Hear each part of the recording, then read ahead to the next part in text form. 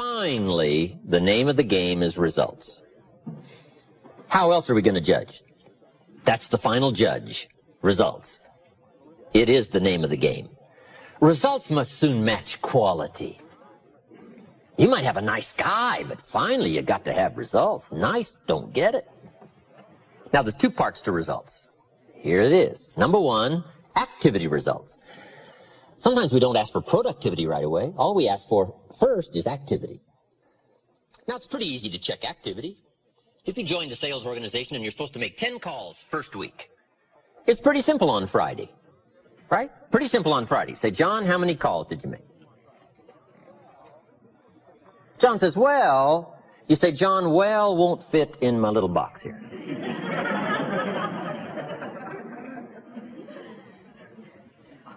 And John starts on a story. And you say, John, the reason I made this box so small is so a story won't fit.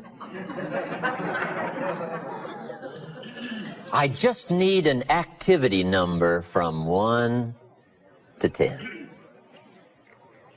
Now, if the results on activity first week are not good, those have got to be signals, clues. Now, you might try another week. But you got to be the judge, right? How far you go in putting a team together with somebody's lack of precise activity. Now, finally, here's the last part, productivity. Finally, the tree must have figs. Finally. The ultimate test of a quality team is productivity. Fruit, evidence, measurable progress in reasonable time. Now, as a leader, you've got to learn to measure results and productivity and activity. And here's part of the skill of leadership. Be upfront in team building with what you expect.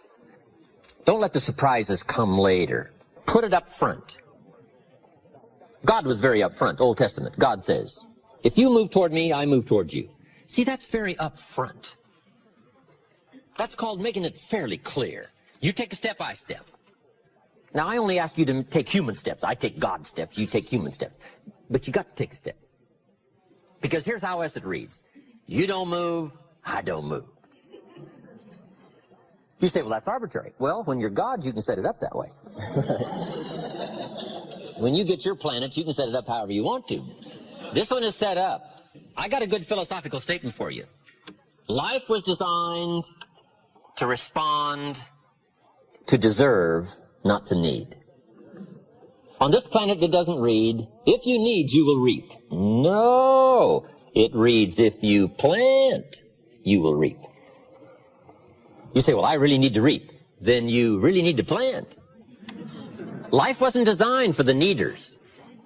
Life was designed for the planters.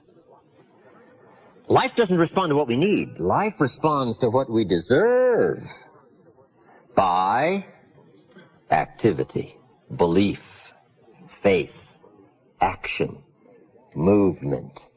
You gotta take a step. So one of the things to make clear when you're bringing somebody on board is say, Mary, if you step, we do these things. If you take 3 steps, we go this, this, and this, and this. And if you do this, we do all of this. But if you don't move, we don't move. It's very important to make it clear. Why? Because everybody needs to pay. Everybody needs to pay. Even if the payment is only token, it has to be paid. Because life responds to deserve, not need. Fascinating study.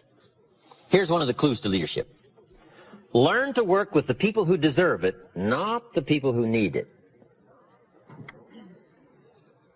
Now, we're talking team building now. We're talking winning a championship. We're talking putting together an enterprise. And the key to leadership is teach people how to deserve it. Teach them how to take the steps. Teach them how to make the moves.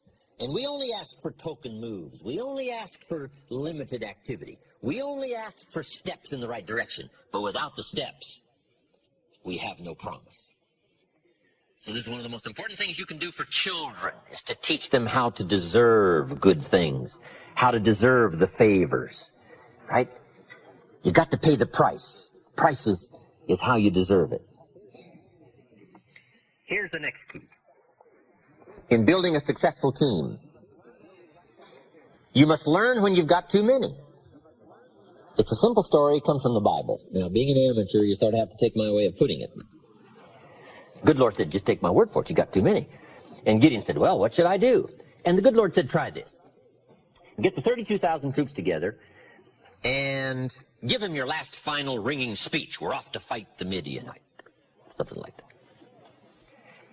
And he said, when you finish the speech, finish it like this. Now then, that we're off to fight, if there's anybody here that's afraid and you think we're about to lose this battle upcoming with the Midianites, you can be excused this time, go home, can't use you this time. Gideon said, clever, should have thought of that myself. Gets the 32,000 troops together, gets up, gives his last ringing speech and says, we're off to fight, but if there's anybody here who thinks we're going to lose, you can be excused this time. You can just go home, we're just going to take what's left. And Gideon waits. And sure enough, some went home, and the number was 22,000. Gideon says, wow. Hey, if you've got 32,000 and 22,000 think you're going to lose, guess what? You're going to lose. You got too many. Here's the key to leadership. In haste, it's possible to recruit losers. It doesn't mean it's wrong. It just means it's possible. You say, well, why is that? This is called one of those things. When you're moving, no telling who you collect, right? So here's part of the test, you know. Who thinks we're going to lose? You can be excused this time.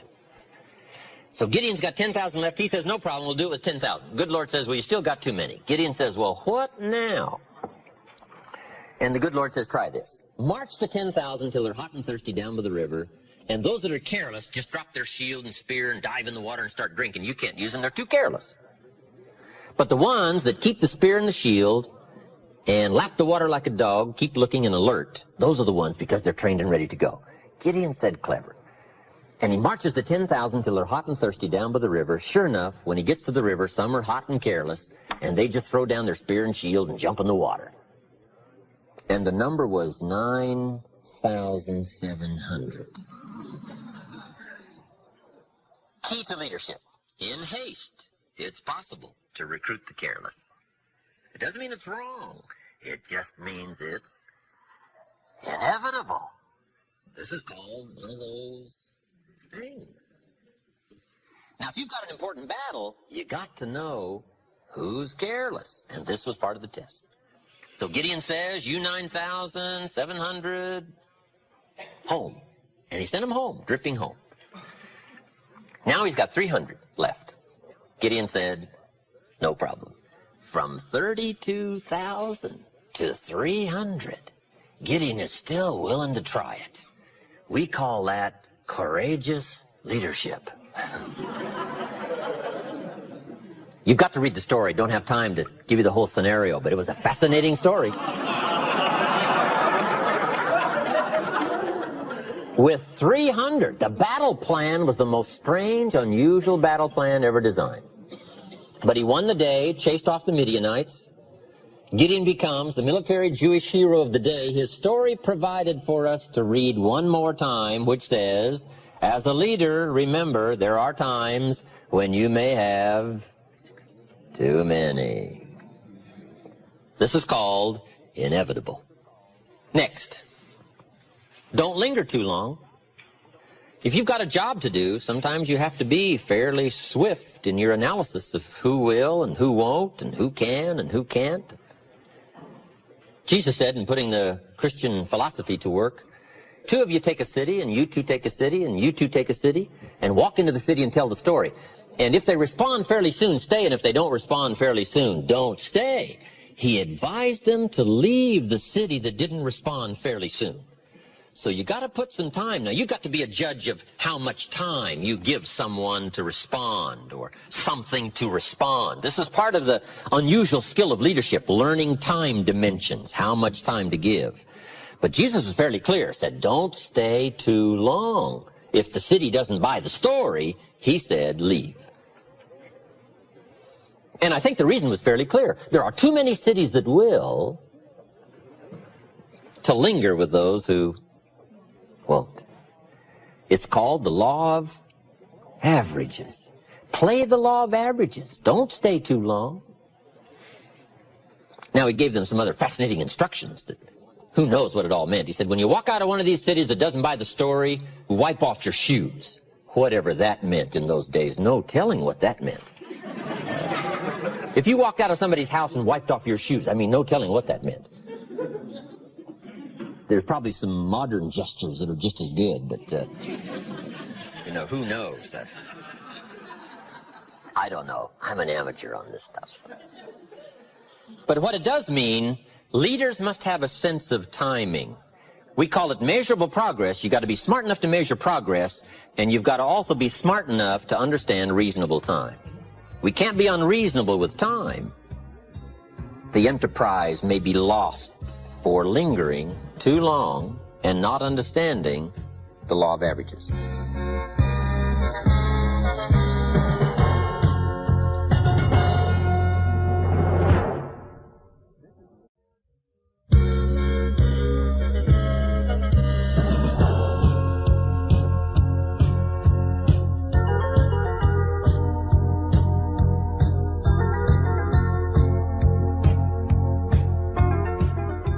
Here's the last part. Leaders must understand the fact that there is both good and evil. It's part of the life scenario to understand good and evil. And however you wish to describe good and however you wish to frame your ideology of evil, there are a lot of ways to put it. For some people, evil is too strong a word. I don't know. This is part of your own philosophical conclusions that you have to come to in trying to evaluate this earthly struggle. Evil, good, tyranny, liberty, sickness, health, winning, losing, life, death, opportunity, tragedy. It's part of the life scenario. And part of it is described in rather philosophical terms on a fairly higher plane called the Great War between Good and Evil. Now, here's part of the scenario.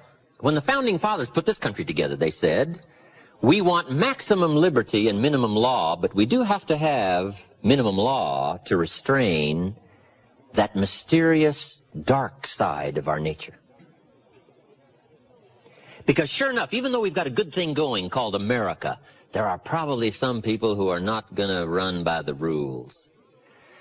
So not only will we build some cities, we probably better build some jails. Why? Just to be bright enough to understand this clash, this scenario of good and evil. And all good leaders must understand this clash, this scenario, however you wish to describe it, whatever terms you wish to call it. We must understand it. Now, here's part of the understanding. Some people have sold out to the evil side for whatever reason. You don't have to spend much time with why. All you have to do is spend time with who. I went to my 30th year class reunion a few years ago.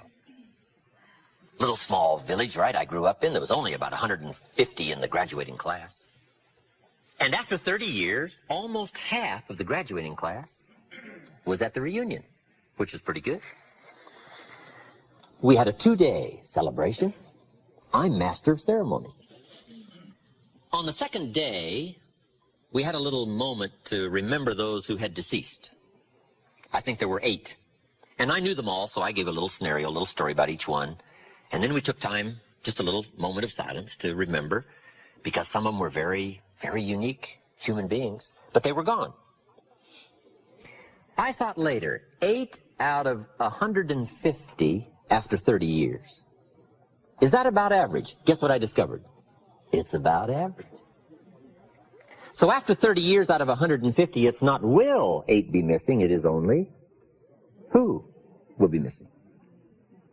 So in part of the scenario of understanding leadership, the key is to not be surprised when the inevitable occurs. Because if you become too surprised, we will call you naive. If the sun goes down, the guy says, "What's happened? What's happened?" It means he hasn't been here long, I guess, right? Or the guy is naive. Come on, come on. There are some things you don't want to look surprised, especially in public. If you say, "Why did John do that?" You say, "Come on, come on." About so many, after so much time, are going to. And it's very sobering as to why some have chosen to give themselves over to evil, and we call it simply one of those things. But the key to leadership is to understand, and the key to leadership is to also be alert and be bright enough to spot it and to see it. All good leaders must understand the story of the frog and the scorpion. It's one of the most important stories for a leader to understand. According to the story of the frog and the scorpion, the story scenario says, the frog and the scorpion appeared on the bank of a river about the same time, and the frog was about to jump in the river and swim to the other side. And along comes the scorpion, and he sees what's about to happen, and he engages the frog in conversation, and the scorpion says to the frog, "Mr. Frog, I see that you're about to jump in the river and swim to the other side." And the frog said to the scorpion, "That is correct." And the scorpion said, Hey, hold it. I would like to get to the other side, but unfortunately I'm a scorpion and I can't swim. Would you be so kind as to let me hop on your back and you swim across the river and deposit me on the other side? I would be grateful. And the frog looked at the scorpion and said, "No way." The frog said, "You're a scorpion, and scorpions sting frogs and kill them." He said, "I'd get out there halfway with you on my back and you'd sting me, and I'd die. You think I'm crazy? No way." The scorpion said, Hey, hold it. With your frog brain, you're not thinking. If I was to sting you out there halfway, sure, you'd die and drown, but so would I, since I'm a scorpion and I can't swim. That'd be kind of foolish. So I'm not about to do that. I just want to get to the other side. The frog thought over that reasoning and said, "That makes sense, hop on." And according to the story, the scorpion hops on the frog's back, they start across the river, and sure enough, halfway across the river, the scorpion stings the frog. They are now both about to go down for the third time. The frog cannot believe what happened. And he said to the scorpion, "Why did you do that? I'm about to die and drown, but so are you. Why would you do that?" And the scorpion said, "Because I am a scorpion." So all leaders must understand the story of the frog and the scorpion. There are shepherds, and there are sheep, and there are wolves. And wise leaders must understand some wolves are so clever, they've learned to dress up like sheep. But do not miss the story of the full drama of life called good and evil. It's part of the test of leadership skill. Awareness, sensitivity, understanding, knowing the scenario, and being on the alert for what is called the inevitable. Let me give you now, just in sort of quick succession, some studies that leaders should engage in. Let me just give you the list. We won't expand on this, but I'm sure you can expand on it in your own good time and in your own good way. But let me give you this list of studies leaders should engage in. Number one, the study of possibility. Possibility. It's so important for leaders to play the what-if game. What if we had enough people? What if we had refined people? What if we had leaders? What if we had a good team? What if we went to the market? What if we accomplished our goal? What could we accomplish? What are the dimensions? What's the size? What's the promise? We call it the what-if game. Possibilities are all around us. We must all be students of possibility. Dr. Schuler calls it possibility thinking. It's not a bad subject for study, possibilities. Number 2 is opportunity. Leaders must always be conscious and aware of the expanded potential for opportunity. And sometimes opportunity is closer than you think. The next subject of study is ability. Leaders must be good students of ability, their ability, and the people that are in their charge, their influence, their ability. Sometimes it's easy to have somebody right close to you and you've never discovered all of their talent and their potential. I discovered a young man in Canada, Harold Dyke, many years ago. He worked for the railroad. I think he was making about $300 a month. He'd been there 10 years. Now, this was a long time ago. But I discovered him. He became a good friend of mine. And I recruited him. And he joined my company, joined my business. The second year he was with me, he made $45,000. And now he's a leader in the community, and he's gifted and skillful, and he's financially independent, and he's a unique gentleman. Now, the railroad had him for 10 years. And they didn't know who they had.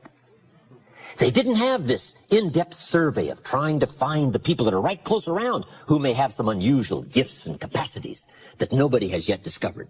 So leaders must be students of ability and find ways to uncover somebody's unusual ability that may have been there for a while. And you've just got to find a way to uncover all of that. Part of the key to leadership. Subject number 4, inevitability. All of us should be students of inevitability. Without kidding myself, if I keep up my current daily practices, where will it take me in 10 years without being disillusioned? I don't want to just cross my fingers and walk the wrong road. I got to learn to look into the future called inevitable. Inevitability is being 200 feet from Niagara Falls in a little boat with no motor and no oars. It's called, it's over. Now, the key to that tragic story and scenario is, what a tragic place to find yourself. If somebody would have painted you this scene when you were still upstream and painted the roar of the falls in your mind and would show you what a tragic place it is, you might not have drifted this far into what we call now the inevitable. We've got to help people by painting the roar of the falls long before they get 200 feet in a little boat with no motor and no oars. You say, well, the roar of the falls is a long ways off. Yes, but the people that are around you are drifting. And by perception, you've got to see it. And you've got to level, and you've got to speak the truth so that you can give them alternate choices while there are still alternate choices. It's called the gift of leadership, helping people in life change, career change, helping people in thinking change, helping people with attitude change, to paint the inevitable. It's a key to leadership.